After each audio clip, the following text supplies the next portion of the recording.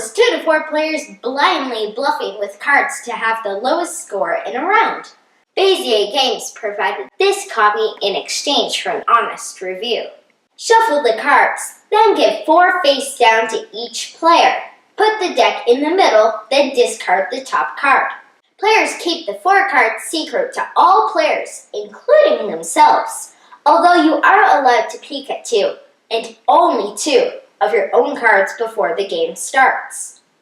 On your turn, you may draw from the deck or discard pile.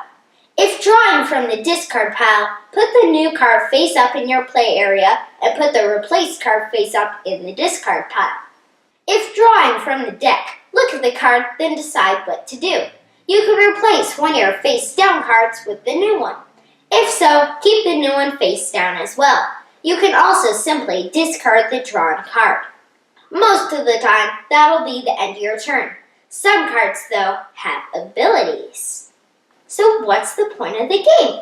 You're trying to get the lowest score in a round, meaning you want cards with low numbers. The deck ranges from 0 to 13. Sometimes you'll just replace a card and hope for the best. These ability cards, though, are the real trick to the game.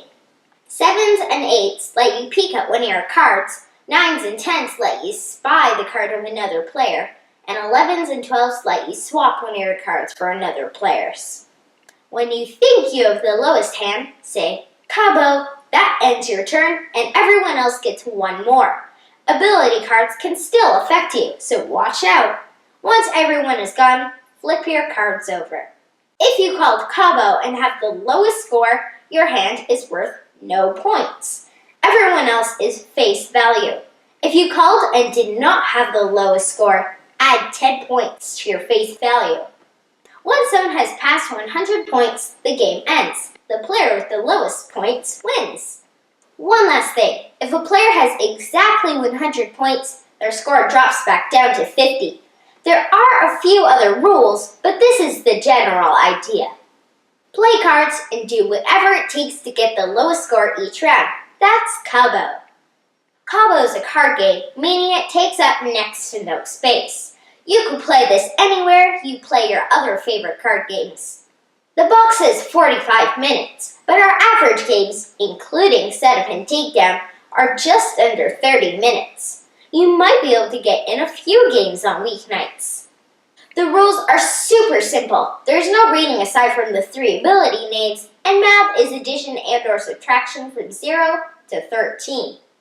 As long as you understand the idea of the game, lower is better, and older players help with scoring, I bet kids even 5 or 6 could play this. In our 5th play of Cabo, Mom got off to a hot start. Aside from our learning game, she'd been terrible up to this point, so she was feeling pretty good. After 2 successful Cabos to start the game, the 3rd round had her with 8, Dad with 36, and me at 66.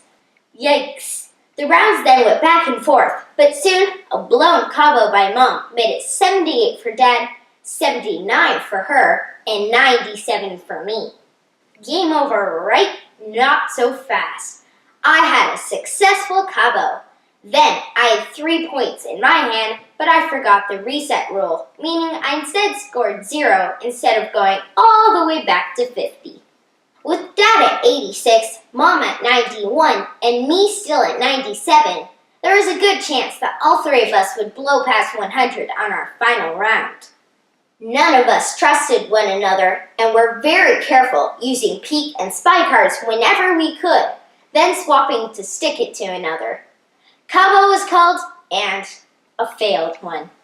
Unfortunately for us, Dad had the best hand. The final score was Dad with 97, me with 102, and Mom with 108.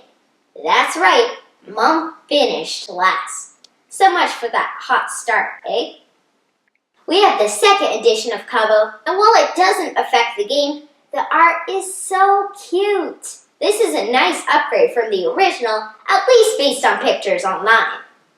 The abilities add a bit of strategy on top of the push-your-luck gameplay. The game wouldn't be as interesting without them, and knowing when and how to use them is the difference between winning and losing. This is a good game to help test and build your memory. Things are changing on the fly, so you need to track what you had to have, what others had/have, and keep the scores in the back of your mind.